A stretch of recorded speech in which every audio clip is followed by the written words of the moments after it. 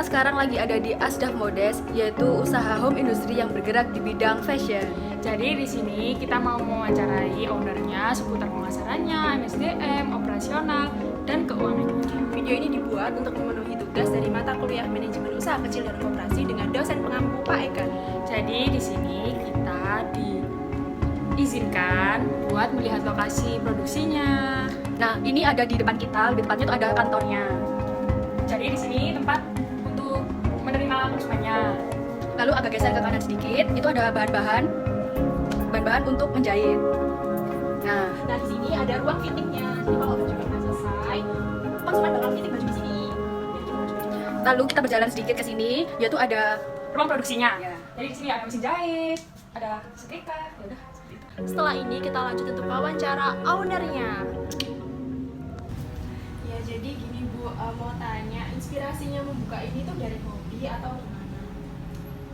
Gini ya, waktu itu kan ya sekitar 20 tahunan yang lalu ya itu berawal dari saya pribadi itu kerja ikut orang tuh, terus pingin kok rasanya enak ya buka usaha kayak gini, terus saya ya pingin lah punya usaha sendiri walaupun kita nggak punya pengalamannya ada, cuman untuk modal atau apa kan belum siap juga waktu itu. Jadi ya kita coba-coba buka aja lah, nekat kita buka usaha sendiri dengan menerima 1 orang 2 orang customer yang kita kenal gitu. Jadi awalnya kecil ya itu tadi 1 orang 2 orang pelanggan yang mau nyoba kita buka sendiri. Nah, pas awal itu kira-kira tahun berapa ya? Terus kan pada tahun itu pasti kan masih terbatas sekali dengan pemasarannya gimana. Bisa dijelaskan gimana awal pemasarannya Ashdaf di sini berdiri? Awalnya memang susah ya, kita ya cuma itu tadi dari kita menawarkan ke orang, kita coba membuat produk sendiri dulu waktu itu dengan modal kita sedikit, kita beli bahan, kita coba bikin baju, terus kita tawarkan ke customer, kenalan atau apa itu yang ke salon atau apa gitu yang produk-produk baju kayak butik itu, kita tunjukkan hasil karya kita itu gini, jahitan saya itu gini, mau bikin ke tempat saya gitu. Terus ya udah mau nyoba gitu, awalnya gitu mau nyoba, akhirnya udah tahu jahitannya oh gini ya itu dia akhirnya cocok, terus sampai sekarang gini nyoba ya sampai sekarang jadi pelanggan lah. Terus kalau masalah prosesnya gitu, kalau udah terima orderan yang dilakuin pertama kali itu Jadi pas ada customer masuk, terus barang permintaannya gimana, terus untuk produksinya gimana, sampai di tangan konsumen lagi. Intinya kita harus punya prinsip ya, punya kayak keinginan apa ya, kita yang ingin itu membuat orang itu seneng dengan hasil kita, puas dengan hasil kita gitu. Jadi prosesnya ya kita harus tangani sendiri, jadi kita nggak bisa langsung percaya sama orang gitu. Jadi biar hasilnya benar-benar bagus, benar-benar berkualitas, jadi kita sendiri yang handle, mulai dari pilih bahan, terus ya pertama kita ajukan ke customer apa yang dia inginkan gitu. Jadi kita nggak boleh memaksakan ke customer harus pilih kayak gini, jadi kasih kebebasan, terus kasih kepercayaan pada kita, baru kita mulai dari pilih bahan apa itu kita sendiri, terus nanti diserahkan ke karyawan juga tetap dipantau gitu. Terus hasilnya nanti fitting atau apa setelah jadi gitu ya, kan difittingkan dulu ke konsumen, kalau udah cocok terus diserahkan lagi ke pegawai lagi, terus dilihat lagi hasilnya finishingnya gimana. Nah nanti hasil akhir pelanggan sudah puas ya, jadi sampai pelanggan puas baru kita itu juga merasa puas. Ngomong-ngomong, ini menurut dari segi pemasarannya ya Bu, gimana sih strategi apa yang dilakukan untuk Ashdaf buat apa ya mengembangkan usaha ini ke depannya? Kedepannya sih pinginnya maju juga lebih dari ini ya, tapi karena kemarin kan terganjal juga ada corona ya, jadi sebenarnya lancar aja. Mulai tahun 2000 itu enak, semakin lama semakin banyak. Soalnya kayak pelanggan itu kita itu bukan dari kayak pasang banner apa itu memang enggak, jadi dari pelanggan itu tahunya kayak dari mulut ke mulut ya, jadi orang tahu dari kita itu, dari customernya itu modelnya gitu. Terus akhirnya ingin majunya itu ya karena kemarin ada corona sempat berhenti, pelanggan juga mulai nggak banyak. Terus kedepannya ya pinginnya itu lebih dari ini lagi gitu, nggak tahu nanti gimana. Terus sekarang ini kan lagi musimnya e-commerce gitu kan, ya, pakai teknologi, ada Shopee kayak gitu.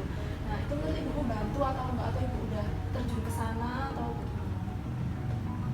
Ya ini kemarin sebenarnya corona bukan hikmah ya, tapi karena ada corona kita akhirnya tahu. Sebenarnya waktu dulu itu kita nggak, saya sendiri ya, kalau anak sih memangnya sudah besar juga udah tahu teknologi, cuman karena saya sendiri termasuk gaptek juga, nggak kenal jadul juga, saya nggak ke arah situ. Malah ya ada yang nyarankan pakai Instagram, pakai ini, tapi saya tetap enggak gitu, cuma ya main WA aja.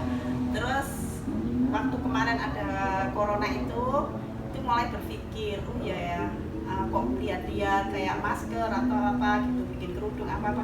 Nah itu anak saya yang handle, dicoba dibikinkan kayak Shopee atau apa itu. Ya alhamdulillah dari situ juga lumayan dapat income yang dari situ itu ada, membantu teknologi juga. Terus kan ya, tadi bicara tentang pandemi ya, kan pasti gimana kondisi karyawan di sini, atau kurang atau gimana? Karena kan tadi ibu bilang karena adanya pandemi itu menurun kan. Nah itu gimana? Kayak kinerja karyawannya, tentang karyawan. Untuk tentang karyawannya memang waktu pandemi itu sempat libur ya, sempat libur waktu awal-awal itu benar-benar libur. Terus ya berkurang, akhirnya ada yang berhenti. Nah kita soalnya nggak bikin produk yang jadi juga untuk itu, jadi ya nunggu ada customer baru bikin. Jadi ya untuk karyawan memang hampir 70% itu berhenti. Kalau dari segi SDM ya gitu, dulu bagaimana cara Ibu Ima itu dalam mendapatkan karyawan, kayak proses merekrut karyawan itu? Proses merekrut karyawannya, saya kan ini di Malang itu kan ada sekolah kayak sekolah SMK gitu ya, jurusan busana gitu. Nah itu kebetulan dari situ itu setiap tahunnya ada kayak PKL di sini. Saya ngajari, terus ya di sini diajari itu semua, dan ada sebagian yang memang ikut di sini. Jadi kadang kita ke sekolah itu minta apa tenaga gitu, kalau ada yang mau kerja bisa di Surabaya. Jadi kayak seperti magang gitu. Iya awalnya magang dulu kayak PKL gitu untuk pengenalannya. Terus gurunya kan udah tahu, oh di Wima itu gini kerjanya. Akhirnya kalau ada orang cari kerja di referensinya ke sini gitu. Lalu kendala dari karyawan-karyawan itu seperti apa sih, permasalahan yang biasanya sering terjadi di karyawan? Untuk karyawan, karena kalau kerja di ini kan termasuk home industri ya, jadi nggak ada ikatan kerja yang ada kontrak atau apa, itu nggak ada. Jadi terus lagi di sini karyawannya itu kebanyakan putri, jadi kalau sudah nikah biasanya itu berhenti gitu. Jadi ya kendalanya itu, terus kita cari orang baru lagi, ngajari lagi, kendalanya itu. Kalau kendala tentang kayak mesin atau bangunan mungkin mau dibuat nggak home industry itu gimana? Kalau nggak home industri masih jauh ya, tetap hidup masalahnya tetap home industri. Kalau kepingin bikinnya itu sebenarnya kayak butik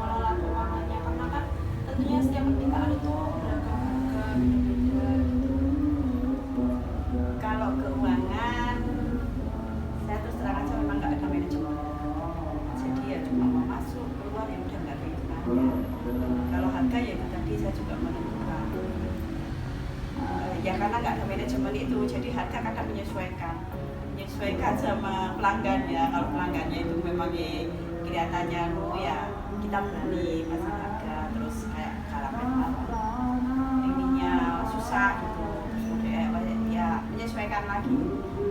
Lalu untuk pencatatan keuangannya itu masih manual gitu atau udah Iya, manual untuk nota aja mungkin. Jadi pakai nota aja, nota. Kalau uang masuk sama uang keluar memang nggak ada. Untuk manajemen saya memang nggak ada. Ya wis, uang masuk yaitu uang keluar. Gitu.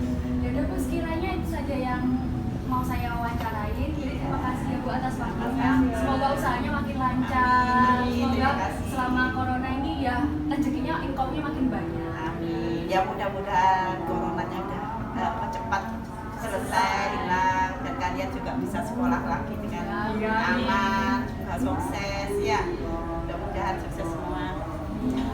Makasih juga ya. Makasih ya, Bu. Sama-sama. Jadi sekian wawancara dari kelompok kami. Terima kasih juga untuk Bu Ima dan Asdaq Modes.